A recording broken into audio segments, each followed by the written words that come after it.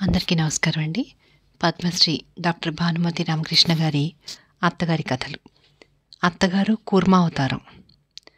అప్పుడే వచ్చిన పోస్టు ఒక్కొక్క కవరు చించి చూస్తున్న నన్ను మా అత్తగారు అడిగారు. నాగపూర్ నుంచి వెంకటేశం గారి ఉత్తరం ఏమైనా వచ్చిందంటే పరీక్షలు అవుతూనే వస్తా అన్నాడు. రమ్మని మనం రాసి కూడా 4 రోజులైంది. ఆ పిఠాపురం వాళ్ళు పిల్లని చూడడానికి రమ్మని నిన్న కూడా ఉత్తరం రాసినట్లున్నారు. పరీక్షలయ్యాక కూడా వాడికి అక్కడేం పని అంటూ నన్ను నిలదీశారు. వెంకటేశం మా అత్తగారి అక్క మనవడు. కానీ చిన్నప్పుడే తండ్రి పోయినందువల్ల గుండె జబ్బుతోనూ బ్లడ్ ప్రెషర్తోనూ బాధపడే తల్లితో సహా పల్లె విడిచి చదువు కోసం పట్నం వచ్చి మా ఇంట్లోనే ఉంటూ మా అత్తగారికి అభిమాన పాత్రుడయ్యాడు. ఎంఏ చదవడానికి పట్నంలో సీటు దొరక్క నాగపూర్ వెళ్ళి ఫైనల్ ఇయర్ పరీక్షలు రాసి వస్తున్నాడంటే అదంతా తన ప్రతిభే అని మురిసిపోయారు మా అత్తగారు. వెంకటేశం పెళ్లి మా అత్తగారి ఆధ్వర్యంలోనే నడిపించాలని జబ్బుతో మంచంలో ఉన్న వెంకటేశం తల్లి తీర్మానించింది. వెంకటేశానికి వచ్చిన సంబంధాలలో మా అత్తగారికి ఏది నచ్చితే అదే చేయాలని ఆవిడ సంకల్పం. వచ్చిన సంబంధాలన్నింటిలోనూ పిఠాపురం వాళ్ళ పిల్ల సంబంధమే నచ్చింది మా అత్తగారికి. ఆ పిల్ల తల్లిదండ్రులు మా అత్తగారి పుట్టింటి వాళ్ళు. ఆ పిల్లని చూడ్డానికే వెంకటేశాన్ని పరీక్షలైన వెంటనే బయలుదేరి రమ్మని ఉత్తరం రాశారు. దానికి వెంకటేశం తనకి ఉద్యోగం దొరికిందాకా వివాహ ప్రయత్నాలు చేయవద్దని జవాబు వ్రాశాడు. అదంతా వీల్లేదు. ఉద్యోగం పాటికి ఉద్యోగం, పెళ్లి పాటికి పెళ్ళి. మా కాలంలో ఉద్యోగం కోసం మగవాళ్ళు పెళ్ళిళ్ళు మానేశారా? వాళ్ళకి 2 పిల్లలు పుట్టాకనే మా వారికి ఉద్యోగం వచ్చింది. అది మా నాన్నగారి సిఫార్సు మీద దొరికింది అని. అట్లాగే రేపు నీకు పిల్లనిచ్చేవాడే ఉద్యోగం చూసి పెడతాడు. ఎవరి కోసం? నారు పోసినవాడు నీరు పోయడా? పిచ్చి పిచ్చి వేషాలేక పిల్లని చూడ్డానికి ఎప్పుడొచ్చేది ఉత్తరం రాయి. నీ రోగిష్టి తల్లికి ఉపచారం చేయడానికైనా నీవు వెంటనే పెళ్లి చేసుకోక తప్పదు అని గట్టిగా చీవాట్లేస్తూ వెంకటేశానికి మా అత్తగారు ఉత్తరం రాసి కూడా 4 రోజులైంది. ఆవిడ అడిగినట్లే పెళ్లి పత్రికల మధ్య వెంకటేశం రాసిన కవర్ కనిపించింది. మాట్లాడకుండా కవర్ ఆవిడకిచ్చాను. నా చేతికిస్తావేంటి? వాడు ఇంగ్లీష్లో రాసే ఉత్తరం నేను ఎట్లా చదివేది? నీవే చదివి ఏం రాసాడో చెప్పు చాలు అన్నారు. ఆ మాట అనిపించుకుని చదవడం మంచిది అని నా తిప్పలు. ఎప్పుడూ ఇంగ్లీష్లో మావారి పేరుతో వ్రాస్తుండే వెంకటేశం ఉత్తరం ఈసారి తెలుగు అక్షరాలతో వింతగా కనిపించింది.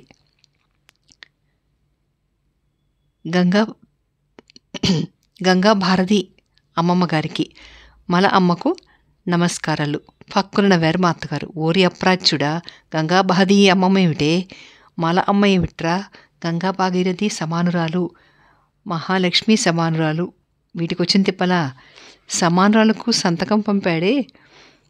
వీడి తెలుగు ఇంకా బాగుపడలేదన్నమాట. సరే ముందు చదువు అన్నారు.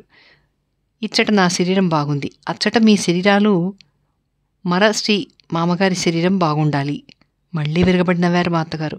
మరశ్రీ మామగారు ఏమిటే? ఈ శరీరాలేమిటి? ఆరోగ్యాన్ని అడుగులు పట్టించాడే.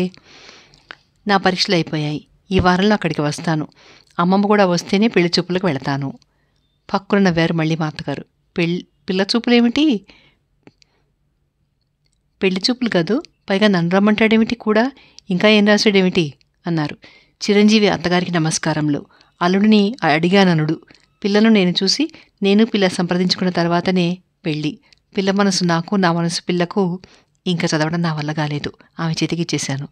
మా అత్తగారు మూతికి కొంగు అడ్డం ఉంచుకుని నవ్వారు కాసేపు.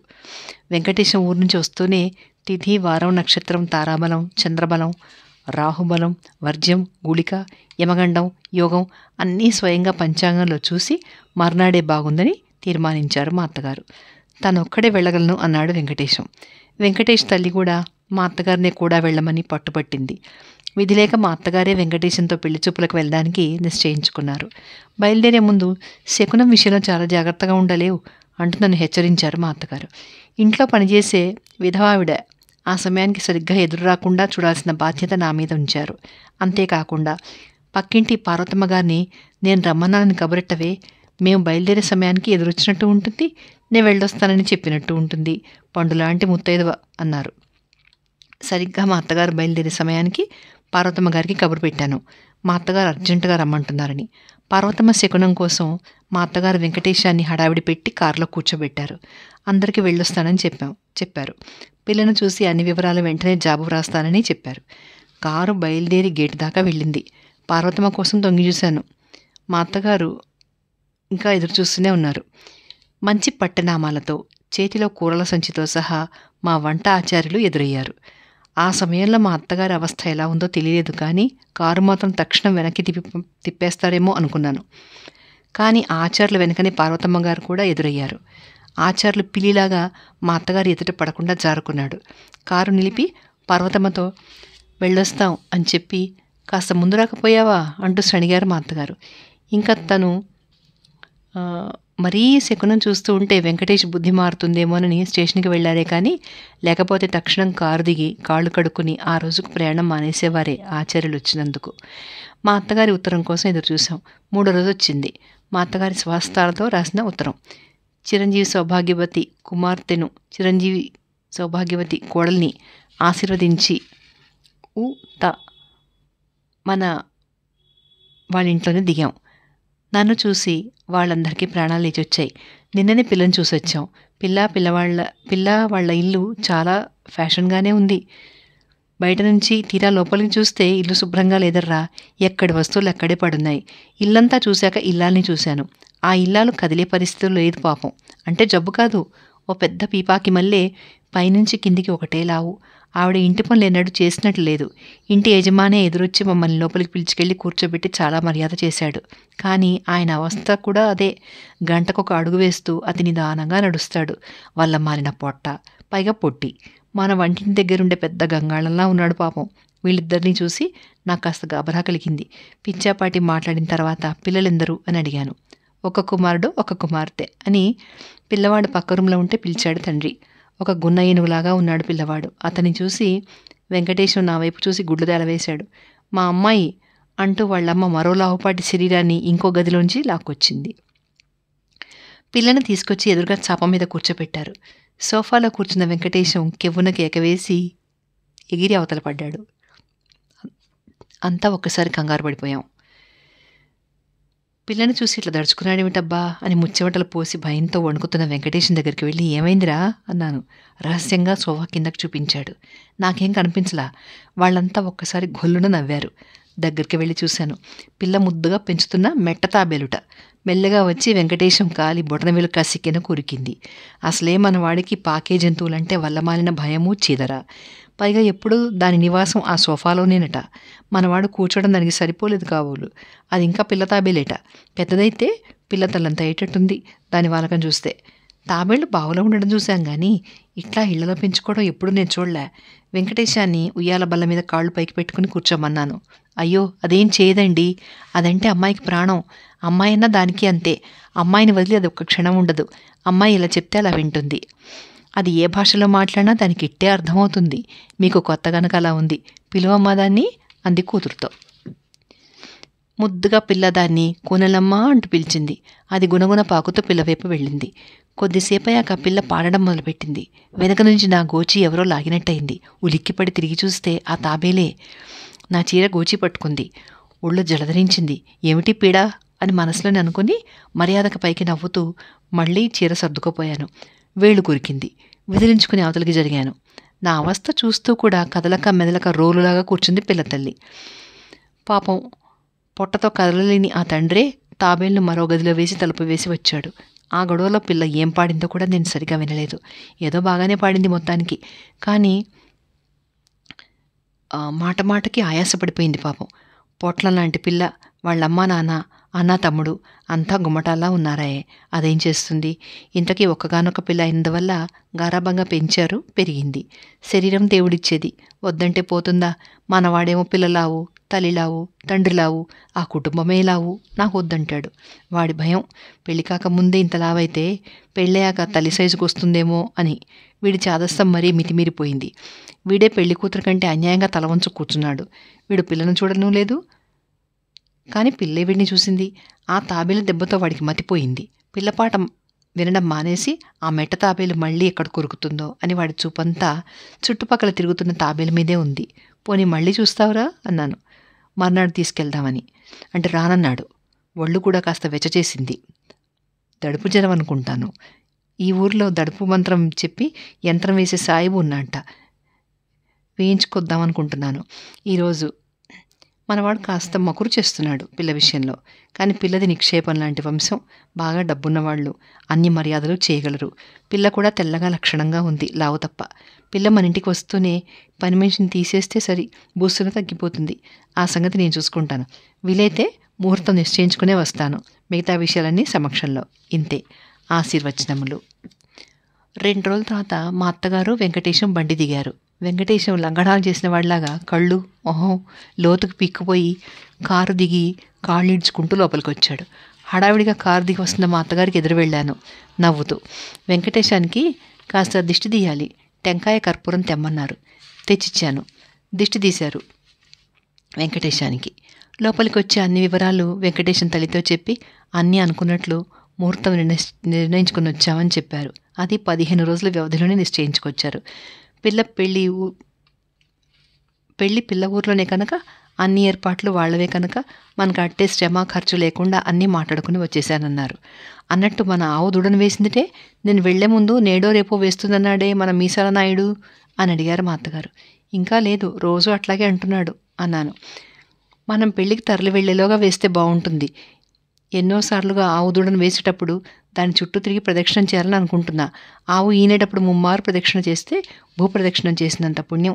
ఇప్పటికి 2 సార్లుగా అది అర్ధరాత్రి దూడను వేసేయడమో నేను ఊర్లో లేకుండా పోవడమో జరిగింది.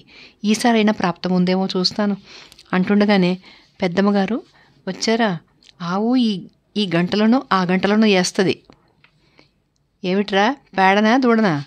నాయుడు సిగ్గుపడిపోతూ దూడనే పెద్దమ్మగారు అన్నాడు. సరే, ఈసారైనా దగ్గరుండి సమయానికి నన్ను పిలు, ప్రదక్షిణం చేయాలి అని మా అత్తగారు స్నానానికి వెళ్ళారు. ఆవిడటు వెళుతూనే గొడ్ల కొట్టలో నుంచి ఓ పెద్దమ్మ గోరోయ్ అంటూ పెద్ద కేకలేశాడు మీసాల నాయుడు. ఏమిటో నేను పరిగెత్తాను. మీసాల నాయుడు సంతోషపడిపోతూ మీ కాడ చెప్పానా, ఇదిగో నొప్పులు పడతా ఉంది, కాసేపట్లో వేస్తే దూడిని. పెద్దమ్మగారు ఏడుండారమ్మా, అదేదో చేయాలన్నారే ఆవు కాడ. భూప్రదక్షిణం కాబోలు. సరే పిలుస్తానుండు అంటూ బయట నుంచే స్నానం చేసిన మా అత్తగారితో అత్త ఆవు దూడ వేస్తోంది, మీతో చెప్పమన్నాడు మీసాల నాయుడు అని గట్టిగా అరిచి చెప్పాను. ఇదిగో వచ్చేశాను, కాస్త ఆగమను అన్నారు మా అత్తగారు లోపలే హడావిడి పడిపోతూ. బయటకు వస్తూనే పిల్లను చూసొచ్చిన వేళ మంచిదేనే, మంగళకరంగా ఆవు ఈరోజే దూడను వేస్తోంది. త్వరగా పసుపు కుంకుమ తీసుకురా. ఈ సమయంలో గోమాత చుట్టూ ప్రదక్షిణ చేస్తే భూప్రదక్షిణ చేసినంత మహాపుణ్యం దొరకాలే గాని అంటూ ఆయాసపడిపోతూ చీర ఆదరాబాదరా చుట్టుకుని గొడ్లకొట్టం వైపు పరిగెత్తారు. నేను పసుపు కుంకుమ వగైరాలు తీసుకుని వెంబడే పరిగెత్తాను. పాపం ఆవు ఒకచోట నిలబడకుండా ఈ మూలకు ఆ మూలకు మెలికలు తిరుగుతోంది నొప్పులు పడుతూ. నేను తీసుకెళ్లిన పసుపు కుంకుమ అంతా దాని ముఖానికి అలంకరించి దాని చుట్టూ ప్రదక్షిణ చేయాలని మా అత్తగారి సంకల్పం. ఆవు మామూలుగా సాధువే అయినా నొప్పులు పడే సమయంలో దాని మూడెలా ఉంటుందో తెలీదు. దాని పరిస్థితి చూస్తే ఎవరిని దగ్గరకు రానిచ్చేటట్టుగా లేదు. 2 సార్లు మా అత్తగారు ఆవు దగ్గరికి వెళ్ళడానికి ప్రయత్నించారు. కొమ్ములతో దూరాన్ని నుంచే విదిలించింది. హై, కళ్ళు కనపడలా? ఎవరనుకున్నావు? పెద్దమ్మగారు, జరగటు అంటూ ఆవుని అదిలించాడు మీసాల నాయుడు. కొమ్ములతో నాయుడిని కూడా విదిలించేసింది ఆవు దాని బాధలో. పోనీలే, పసుపు కుంకాలు అవసరం లేదు, అది పడే బాధలో ఇవన్నీ చేయించుకోవడం కూడా కష్టమే పాపం. ఆడజన్మ ఎత్తాక ఈ బాధ గొడ్డుకైనా మనిషికైనా తప్పనిసరి కదా, ఒట్టి ప్రదక్షిణ చేసి చాలే అన్నారు మా అత్తగారు. ప్రదక్షిణకు ఆవు చుట్టూ తిరిగేందుకు వీలు లేకుండా చుట్టూ తడికెలు, ఒకవైపు నీళ్ల తొట్టి, గోడల అడ్డుంది. మామూలుగా అది అసలు దూడల్ని కట్టేసే చోటు. అచ్చొచ్చిన చోటని అక్కడ కట్టేశాడు మీసాల నాయుడు. అయినా మా అత్తగారు తొట్టిపక్క కాస్త చోటుంటే ఆ చోటులోనే ప్రదక్షిణలు చేయడానికి తీర్మానించారు. నన్ను కూడా రమ్మన్నారు ప్రదక్షిణాలకి. ఆ సమయంలో ఆవు పరిస్థితి చూస్తే ఆ పరిసరాలకు వెళ్ళే ధైర్యం కలగలేదు నాకు. ముందు మీరు చేయండి అత్త, తర్వాత నేను చేస్తాను అంటూ పసుపు కుంకుమ డబ్బాలు లోపల పెట్టే సాకుతో లోపలికి వచ్చేశాను. అంతే, కొట్టంలోంచి దభీమని శబ్దం వినిపించింది. ఆవు దూడను వేసేసిందేమో అని పరిగెత్తాను. మా అత్తగారు కనిపించలే. అయ్యయ్యో, రండమ్మా చిన్నమ్మగారు, త్వరగా రండి, పెద్దమ్మగారు ప్రదక్షిణం చేయబోతే ఆవు ఒళ్ళు తెలవకుండా తొట్లోకి తోసేసింది అంటూ కొడవటిప్పిడంత మీసాల నాయుడు మా అత్తగారిని ముట్టుకోవడానికి భయపడి తొట్టి చుట్టూ గిరగిర తిరుగుతూ ప్రదక్షిణాలు చేస్తున్నాడు. నేను గబగబా వెళ్ళి చూస్తే మా అత్తగారు మునుగుతూ తేలుతూ తొట్లో పాచి ఉండడం వలన చేయి ఊతం దొరక్క లేవడానికి తంటాలు పడుతున్నారు. వెంటనే ఆమె 2 భుజాల కింద చేతులు వేసి ఆమెను లేవదీయడానికి ప్రయత్నించాను. కానీ తొట్లో ఉన్న పాచి మా అత్తగారిని విడిచిపెట్టలా. కొంతవరకు లేచి చేయి జారి మళ్ళీ తొట్లో పడ్డారు. తొట్లో అంత పాచి ఉందని అంతవరకు తెలియని మా అత్తగారు మీసాల నాయుడు వైపు గుడ్లురిమి చూశారు. అది గ్రహించిన నాయుడు, తొట్లో పాచి ఉంటేనే గొడ్లు తాగే నీళ్లు తేటగా ఉంటాయి, ఈ సంగతి తెలిస్తే తొట్టి శుభ్రంగా కడిగేవాణ్ణి కదా అని గొడిగాడు దొంగ చూపులు చూస్తూ. ఆ గొడవలో ఆవు దూడను ఎప్పుడు వేసిందో మేము చూడలే. కింద పడి ఉన్న దూడను ఆప్యాయంగా నాకుతూ ఒళ్ళంతా శుభ్రం చేస్తోంది ఆవు. ఏసింది అమ్మగారు, ఏసింది అని సంతోషపడిపోతూ ఆవు దూడ దగ్గరికి పరిగెత్తాడు మీసాల నాయుడు. మా అత్తగారిని ఎలాగో తంటాలు పడి లేవదీసి తొట్టి బయటకు దింపాను. అప్పుడొచ్చాడు వెంకటేశం హడావిడి పడుతూ. చేయి విరిగినంత నొప్పిగా ఉందని మా అత్తగారు బాధపడటం చూసి డాక్టర్ కోసం పరిగెత్తాడు. డాక్టర్ వచ్చి ఆవిడ చేయి మణికట్టు ఎముక కొద్దిగా బెణికిందని, ఒక 1 నెల రోజులైనా సరే కట్టుకట్టి ఉంచాలని, పెద్దతనం కాబట్టి చాలా భద్రంగా చూడాలని చెప్పి వెళ్ళాడు. ఇదేం కర్మమే, వెంకటేశం పెళ్లినాటికైనా నా చేయి బాగుపడితే బాగుండు, పుణ్యానికి పోతే పాపం ఎదురైంది అంటూ వాపోయారు మా అత్తగారు. భూప్రదక్షిణం సంగతి ఎవరికి చెప్పొద్దన్నారు. నేను గప్చిప్గా ఊరుకున్నాను. పెళ్లినాడు పెళ్లి కూతురుకు మా అత్తగారే స్వయంగా ముస్తాబు చేయించాలన్నారు. వెంకటేశం తల్లి పాత నగలన్నీ ఒక్కొక్కటే బయటకు తీసి మా చేతికిచ్చారు. వడ్డాణం పెట్టడానికి పెళ్లి కూతురు నడుం కోసం వెతికాం. చిక్కల పిల్లను ఒక్కసారి నిలువునా చూసి మధ్యభాగం నడుము అని తేల్చి వడ్డాణం తగిలించబోయాం. సగం చుట్టుకు కూడా రాలేదు ఆ వడ్డాణం. మెళ్ళో గొలుసు భూగోళంలా ఉన్న పిల్ల తల నుండి దిగి మెడదాకా వెళ్ళలేదు. మధ్యనే స్టకప్ అయింది. ఇంకా వంకీలు ముంజే దాటలేదు. ఉంగరాల మాటేమిటి? మా అత్తగారు లోపలే నిరుత్సాహపడిపోయారు. అయినా ఇవన్నీ పాత నగలర్రా, ఈ కాలం ఫ్యాషన్వి కావు, కొత్తవి చేద్దాంలే అంటూ మర్యాదగా మళ్ళీ నగలన్నీ పెట్టెలో పెట్టారు. పెళ్లిపీటల మీద కూర్చున్న వధూవరులను చూసి చాలామంది మొహాలు తిప్పుకుని గుసగుసలాడుతూ నవ్వుకోవడం చూశాను. ఎవరో ఒక ఆవిడ పక్కనున్న ఆవిడతో అనడం కూడా విన్నాను, పెళ్లి కొడుకు పెళ్లి కూతురు రమణారెడ్డి సూర్యకాంతంలా ఉన్నారని. మంగళసూత్రం కట్టడానికి లేచి నిలబడ్డ వెంకటేశం కెవ్వమని కేకేసి పురోహితుడి 2 భుజాలు పట్టుకున్నాడు. వెంకటేశం చేతిలో ఉన్న మంగళసూత్రాలు పురోహితుడి మెడలో పడ్డాయి. పురోహితుడి మెడలో మంగళసూత్రాలు చూసి ఇదేమిటి అంటూ పెళ్లి పందిట్లో జనమంతా కంగారు పడుతుంటే వెంకటేశం చుట్టూ అందరూ గుమికూడారు. భయంతో వణికిపోతున్న వెంకటేశం చుట్టూ ఉన్న జనాన్ని చూసి సిగ్గుపడిపోయాడు. తల ఎత్తకుండానే తను కూర్చున్న పీట వైపు చేయి చూపించాడు. అటువైపు పెళ్లి కూతురు పెంచిన మెట్ట తాబేలు పీట కింద నుంచి వచ్చి వెంకటేశం కాలు కొరికి పీటకి కూర్చుంది. ఒక్కసారి పెళ్లి పందిరంతా గొల్లుమని నవ్వులతో మునిగిపోయింది. మా అత్తగారికి ఒళ్ళు మండిపోయింది. హడావిడిగా గుంపులోంచి పెళ్లి కూతురు తండ్రి వచ్చి, నువ్వెక్కడ దాపరించావే మా ప్రాణానికి అంటూ తాబేలును 4 తిట్టి లోపలికి తీసుకెళ్లాడు. ముహూర్తం మించిపోతుంది, మంగళసూత్రధారణ కావాలి అంటూ పురోహితుడు కేకేశాడు. ఇంకా ఆ పీట మీద కూర్చోనన్నాడు వెంకటేశం. వేరే పీట తెచ్చి వేశారు.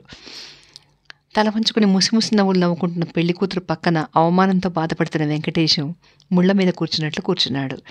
ఎలాగో తల వంచుకుని పిల్లమెళ్ళలో 3 ముళ్ళు వేశాడు వెంకటేశం. ఇదేమి ముద్దమ్మా, విపరీతం ముద్దు, నేనెక్కడా చూడలేదు. ఆ రోజు పెళ్లి చూపులకు వస్తే వాడి కాలు కొరికి గాబరా పెట్టింది. ఈరోజు శుభమా అంటూ పెళ్లిపీటల మీద కూర్చుంటే ఇక్కడ కూడా ఏమిటి పీడ? దీని వాలకం చూస్తే రేపు పిల్లతో సహా ఇది కూడా వచ్చేట్టుంది కాపరానికి అంటూ పక్కనున్న వాళ్ళ దగ్గర మా అత్తగారు సణుక్కోవడం పెళ్లి కూతురు విన్నది. ఒక్కసారి పక్కకు తిరిగి మా అత్తగారి వైపు చర్రం చూసింది. వెంకటేశానికి ఆ ఇంట్లో ఏ మూలకెళ్ళినా మెట్టతాబేలు భయం ఎక్కువైపోయింది. భోజనానికి పీట మీద కూర్చొని మొండికెత్తాడు. ప్రత్యేకంగా టేబుల్ మీద వెంకటేశానికి భోజనం ఏర్పాటు చేయించాడు పెళ్లి కొడుకు తండ్రి.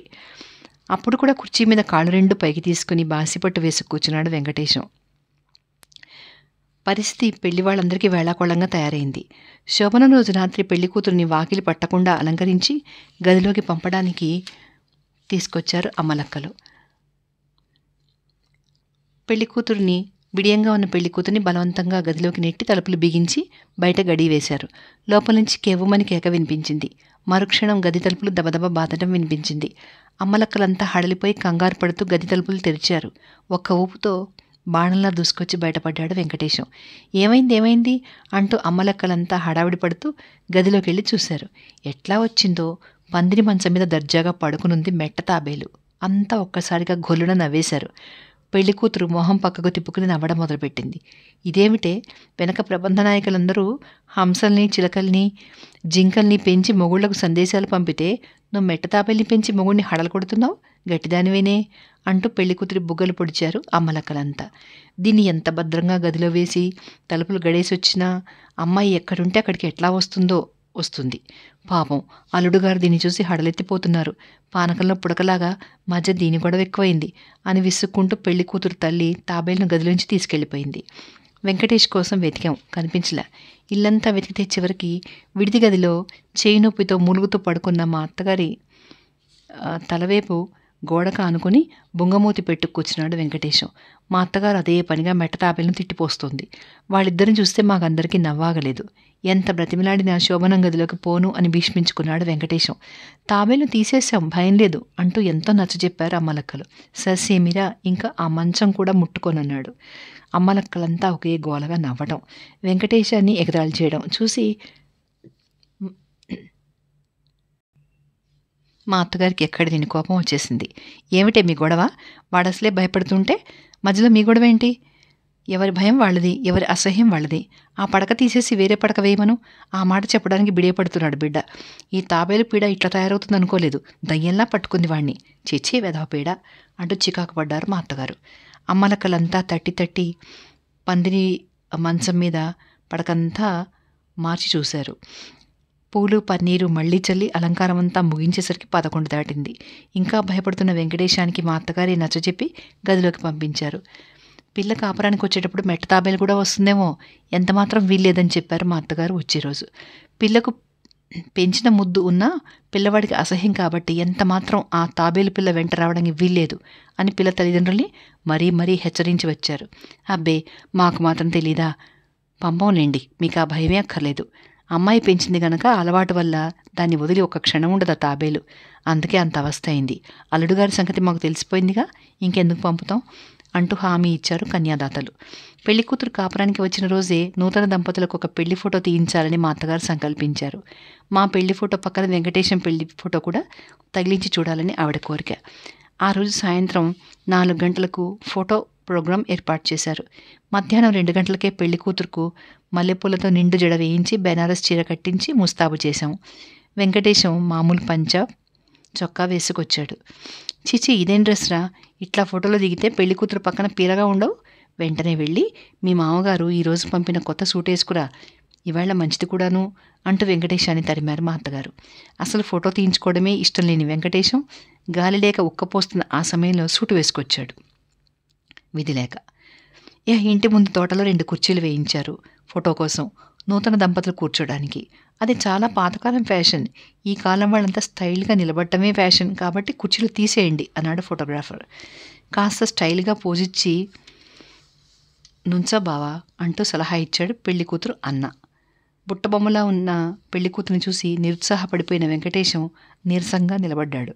అదేంటి బావా, సూట్ వేసుకుని చేతులు అలా వేలాడేసి నిలబడితే ఏం బాగుంటుంది? న్యాచురల్గా ఏదైనా పోజిచ్చి నిలబడు అన్నాడు మళ్ళీ బావమరిది.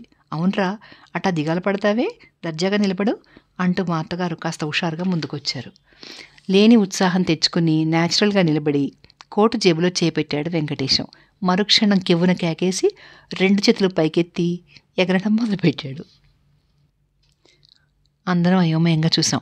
తక్షణం వెంకటేష్ కోటు జేబులో నుంచి నేనే అన్నట్టు తొంగి చూసింది మెట్ట తాబేలు. నెమ్మదిగా జేబులోంచి బయటకొచ్చి కోటు మీద పాకుతున్న తాబేలును చూసి వెంకటేశానికి భయంతో మతిపోయింది. కేర్ బేరమంటూ గంగవెర్రెలెత్తినట్టు ఒకచోట నిలవకుండా చేతులు పైకెత్తి 4 వైపులకు పరిగెత్తడం మొదలుపెట్టాడు వెంకటేశం. ఏం చేయాలో ఎవరికి తోచక గుడ్లప్ప చెప్పి నిలబడ్డాం. మా అత్తగారు కోపంతో వణికిపోతున్నారు. తాబేలు వెంకటేశం భుజం మీదికి పాకుతుంది. దాన్ని తీసేయండి, చచ్చిపోతా, కోటు పీకేయండి, తీసేయండి, చచ్చిపోతా అంటూ పిచ్చి పిచ్చిగా కేకలేస్తున్న వెంకటేశాన్ని వాటేసుకుని పట్టుకుని భుజం మీదకి ఎక్కి చెవు కొరకడానికి ప్రయత్నిస్తున్న మెట్ట తాబేల్ని తీసి నేలకేసి కొట్టాడు. కసికొద్దీ పెళ్లి కూతురి అన్న వెంటనే ఒంటి మీద కోటును గొంగళి పురుగును తీసేసినట్టు లాగేసి మైలు దూరానికి గిరాటేశాడు వెంకటేశం. అయ్యో, చచ్చిపోయినట్లుందన్నయ్య అంటూ పెళ్లి కూతురు తాబేలు నీ చేతిలో తీసుకుంది ఆప్యాయంగా. ఆ దృశ్యం చూసి మా అత్తగారికి ఒళ్ళు మండిపోయింది. అవమానంతో ఇంకా అక్కడ ఉండలేకపోయాడు వెంకటేశం. తల వంచుకుని లోపలికి పరిగెత్తాడు. విఘ్నేశ్వరుడి కాళ్ళ దగ్గర ఎలుకలాగా పెళ్లి కూతురి కాళ్ళ దగ్గర ఉన్న తాబేలును చూసి అంతవరకు నవ్వాపుకున్న ఫోటోగ్రాఫర్తో సహా అందరికీ ఒక్కసారిగా నవ్వొచ్చేసింది. చాలే నవ్వారు. పిల్లికి చెలగాటం ఎలకు ప్రాణ సంకటం. ఇలా తయారైందేమిటి పీడ? గృహప్రవేశానికి వస్తూ గుడ్లగొమ్మను వెంటేసుకొచ్చినట్టు దీన్ని కూడా తెచ్చుకున్నారన్నమాట. వచ్చినంత దూరం చెప్పానే తేవద్దని. చిచ్చి, మనిషికొక మాట అని మా అత్తగారు ఇంకా ఏదో అనబోతుండగా పెళ్లికూతురు అన్న అడ్డొచ్చాడు. మీరలా అపార్థం చేసుకోకండి, మేము తేలేదు దాన్ని. జరిగిన సంగతి వినండి. ఇంకా ఏం వినేది? శుభం అంటూ ఏది తలపెట్టినా ఇట్లా రసాభాస చేస్తుంది ఈ దరిద్రపీడ తాబేలు. దాన్ని వదిలి మీ చెల్లెలు ఉండలేదు, ఆమెను వదిలి అది ఉండలేదు. ఎందుకీ అబద్ధాలు? మా అత్తగారిని చుర్రం చూసింది పెళ్లికూతురు. అయ్యయ్యో, మీరంత మాట అనొద్దు. చూసు దాన్ని పంపలేకపోతున్నాం పాపం అని. లేకపోతే మాకు మాత్రం కష్టంగా లేదా చెప్పండి? వచ్చే ముందు దాన్ని మా రూమ్లో పడేసి జాగ్రత్తగానే తలుపేశాం. కానీ అనుకోకుండా ముందు రోజు టైలర్ తెచ్చిచ్చిన బావగారి సూటు ఆ గదిలోనే పెట్టె మీద ఉండిపోవడం, అది మేము వచ్చే హడావిడిలో గమనించకపోవడం వల్ల పొరపాటు జరిగింది అంటూ ఎంతో వినయంగా మా అత్తగారికి చెప్తున్న పెళ్లికూతురు అన్నను చూస్తే అయ్యో పాపం అనిపించింది. అమ్మా, ఎండపోతోంది అంటూ ఫోటోగ్రాఫర్ ఫోటో సంగతి గుర్తు చేశాడు. పోనీ పంచా చొక్కాతో నిన్న రారా, ఎండపోతుందట ఫోటో తీయడానికి అంటూ కేకేశారు మా అత్తగారు. బయటికి రావడానికి సిగ్గుపడి లోపలే కూర్చున్న వెంకటేశం నాకు ఫోటో వద్దు అన్నాడు. అదేమిట్రా, శుభం అంటూ పెళ్లి ఫోటో వద్దంటావు? ఏమోనబ్బా, ఈ పీడా తాబేలు ఉన్నంత వరకు ఏది సరిగ్గా ముడిపడేటట్లు లేదు. పైగా అట్లా ఒళ్ళో కూర్చోబెట్టుకుంటావేమిటా పీడాకారాన్ని అసహ్యంగా. అందుకే నువ్వు కూడా వాడి కంటికి తాబేలా కనిపిస్తున్నట్లున్నావు. నీ పక్క నిలబడ్డానికే భయపడుతున్నాడు బిడ్డ అన్నారు పెళ్లి కూతురంటేనే అరికాలి మంటగా ఉన్న మా అత్తగారు. దానికి నేనేం చేసేది? ఎవరి అసహ్యం వాళ్ళది. మధ్యాహ్నం మీరు కుక్కపిల్లని ముద్దు చేస్తుంటే నేను చూసా. నాకు కుక్కలంటే అసహ్యం అని ఇంకా ఏదో అనబోతుంటే, అమ్మాయి ఏమిటా అధిక ప్రసంగం, పెద్ద చిన్న ఉండక్కర్లే అంటూ పెళ్లికూతురిని కోపడ్డాడు పెళ్లికూతురు అన్న. అంతవరకు ఎప్పుడు నోరు విప్పని పెళ్లికూతురు ఒక్కసారి పెళ్ళిన సమాధానం చెప్పేసరికి అదురు దెబ్బతిన్న మా అత్తగారు చెదిరిపోయి గూళ్ళు తేలేసి నా వైపు చూశారు. పిల్ల నోటి నుండి అంత పెళ్లి సమాధానం ఎదురు చూడని నేను మా అత్తగారి అవస్థలోనే ఉండిపోయాను. బావను ఫోటోకి పిలవండి, దీని సంగతి నేను చూసుకుంటా అంటూ పెళ్లికూతురు చేతుల నుంచి తాబేలను విసురుగా లాక్కొని తోటవైపు చెరచెర నడిచి వెళ్ళాడు పెళ్లికూతురు అన్న. దాన్ని చంపకన్నయ్యా, నా మీద ఒట్టు అంటూ వెనక నుంచి పెళ్లికూతురు ప్రాధేయపడ్డది. లేదులే, బావ ఫోటో తీయించుకున్న దాకా అటువైపు తీసుకెళ్తాను అంటూ వెళ్ళాడు. ఈరోజు ఇంకా లాభం లేదు, ఎండపోయింది, లైట్ చాలదు అన్నాడు ఫోటోగ్రాఫర్ తన కెమెరా అంతా పెట్టెలో పడేస్తూ. మరీ మంచిదైంది అంటూ విసురుగా వెళ్ళిపోయింది పెళ్లికూతురు. మరొకసారి షాక్ తిన్న మా అత్తగారు నా వైపు చూసి నిట్టూర్పు విడిచారు. పెళ్లి ఫోటో ప్రోగ్రాం ఈ విధంగా అయినందుకు అందరం మనసులో నొచ్చుకున్నాం. ఆ తాబేలున్నంత వరకు పెళ్లి కూతురున్న ప్రాంతాలకు కూడా వెళ్ళలేదు వెంకటేశం. గది తలుపులు బిగించుకుని లోపలే కూర్చోవడం మొదలుపెట్టాడు. మా అత్తగారి మాటలు గాయపరిచినందువల్ల పెళ్లి కూతురు అన్న ఆ రోజు రాత్రే ప్రయాణమైనాడు తాబేలుతో సహా. మెట్ట తాబేలు వదిలితే చాలు అని ఎదురు చూస్తున్న మా అత్తగారు మాట వరుసకు కూడా ఉండమని బలవంతం చేయలేదు. ముందా మెట్ట తాబేల్ని భద్రంగా మీ ఇంటికి చేర్చుకొనాయనా, వచ్చే ముందు మర్చిపోయినట్లు మర్చిపోయావు అంటూ హెచ్చరించారు మా అత్తగారు ప్రయాణం అవుతున్న పెళ్లికూతురు అన్నతో. ఆపే, ఈసారి అలాంటి పొరపాటు జరగదులేండి అంటూ మా అత్తగారి ముందే తాబేల్ని ఒక సంచిలో వేసి గట్టిగా కట్టేశాడు. ఆ ఘోరం చూడలేక పెళ్లికూతురు కళ్ళు తుడుచుకుంటూ తన గదిలోకి వెళ్ళింది. కారు సీట్లో తన పక్కన తాబేలున్న సంచిని కూడా పెట్టు కూర్చుని అందరికీ వెళ్ళొస్తానని చెప్పాడు. తాబేలున్న ప్రాంతాలకు రాడు కనుక బయలుదేరే ముందు బావతో వెళ్ళొస్తానని చెప్పాడు. తాబేలు పుట్టింటికి వెళ్ళిపోయింది. అబ్బా, వదిలింది తాబేలు పీడ, ఇహ మొగుడు పెళ్ళాం ఒద్దికగా ఒకచోట ఉండొచ్చు అనుకుని సంతోషపడ్డాము. తాబేలు వెళ్ళిపోయిన మర్నాడు పొద్దున్నే వెంకటేష్ మొహంలో కళ కనిపించింది. తాబేలు అన్న ఇద్దరు వెళ్ళిపోయినందుకు దిగులతో ముఖం వేలాడదీసుకొని కూర్చుని పెళ్లి కూతురు. ఆ అమ్మాయిని వెంకటేశాన్ని ఏ బీచ్కో సినిమాకో పంపితే కానీ తాబేలు గొడవ మర్చిపోరు అనే ఉద్దేశంతో మా అత్తగారు నేను ప్లాన్ చేశాం. అట్లా బీచ్కో సినిమాకో వెళ్ళిరండి రా మీద్దరు అన్నారు వెంకటేశంతో మా అత్తగారు. ఓహో, నేను వెళ్ళను అన్నాడు వెంకటేశం. తాబేలు గొడవ కాసేపు మర్చిపోయి కులాసగా అలా తిరిగి రమ్మని, లేకపోతే పిల్ల దిగులేసుకుంటుందని, గోరంతను కొండంత చేయొద్దని మా అత్తగారు నచ్చ చెప్పిన తర్వాత అయితే నువ్వు కూడా రా మాతో అన్నాడు వెంకటేశం. నేనెందుకు, దాని వెంట తాబేల్లాగా నీ వెంట నేనెందుకురా అంటూ కోపడ్డారు మా అత్తగారు. అయితే నేను ఒంటరిగా వెళ్ళను అన్నాడు. అసలు పెళ్లి కూతురునే తాబేలు రూపంలో ఊహించి హడలెత్తిపోతున్న వెంకటేశం. విధి లేక నూతన దంపతుల వెంట మా అత్తగారి బలవంతం మీద నేను వెళ్లాల్సి వచ్చింది బీచ్కి. కారులో పెళ్ళాం పక్కన వెంకటేశాన్ని కూర్చోపెట్టడానికి మాకు తల ప్రాణం తోక్కొచ్చింది. వెనక సీట్లో వెంకటేశం దంపతులతో పాటు నేను కూర్చున్నాను. ముందు సీట్లో మా అత్తగారు మాత్రం కూర్చున్నారు. బీచ్లో కారు మెల్లగా పోతోంది. చల్లటి సముద్రం గాలి మూతి ముడుచు కూర్చున్న కొత్త దంపతులకు గిలిగింతలు పెట్టి ఇద్దరి కోపతాపాలు పోగొడుతుంది అనుకున్నాను. ఉన్నట్టుండి కెవ్వున కేకేసి కారు తలుపు తెరిచి దభీమని కిందికి దూకాడు వెంకటేష్. సడన్ బ్రేక్ వేయడంతో అందరం ముందుకు పడ్డాం.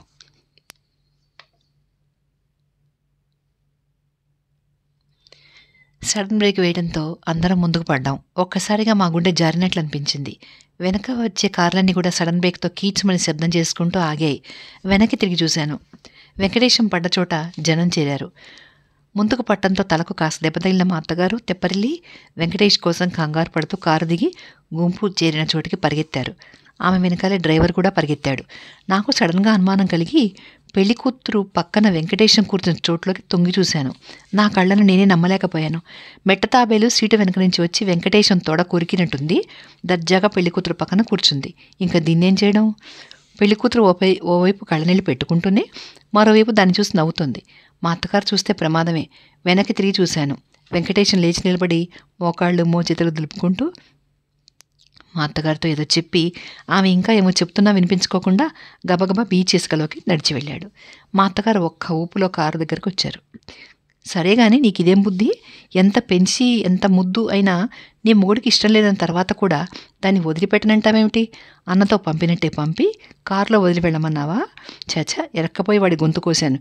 ఇటువంటి దొంగ బుద్ధులుండే మనుషులు అనుకోలేదు అని ఒళ్ళు తెలియని కోపంతో మా అత్తగారు అంటుంటే, తొందరపడి మాటలు మిగలకండి. నేను ఉంచమని చెప్పనూ లేదు, మా అన్నయ్య దాన్ని ఉంచి వెళ్ళనూ లేదు. అది ఎలాగో తప్పించుకుని కారులోనే ఉండిపోయింది. అన్నయ్య చూసుకుని ఉండడు. ఎవరు తీసుకెళ్ళినా అది నన్ను వదిలి ఆ పళంగా వెళ్ళదు అన్నది పెళ్లి కూతురు కళ్ళు తుడుచుకుంటూ. ఓహో, బాగానే ఉంది వరుస. తెలియక అడుగుతా గానీ నీకు మొగుడు కావాలా, ఆ తాబేలు కావాలా? పోనీ అదైనా తేల్చి చెప్పు అంటూ మా అత్తగారి కంఠస్వరం పెరగడంతో నాకు కంగారేసింది. నలుగురు వచ్చిపోయే బీచ్ రోడ్లో వాళ్ళిద్దరూ ఘర్షణ పడ్డం నాకు నచ్చలేదు. అత్త, మీరు కారులో కూర్చోండి, ఇంటికెళ్ళాక మాట్లాడుకోవచ్చు అన్నాను.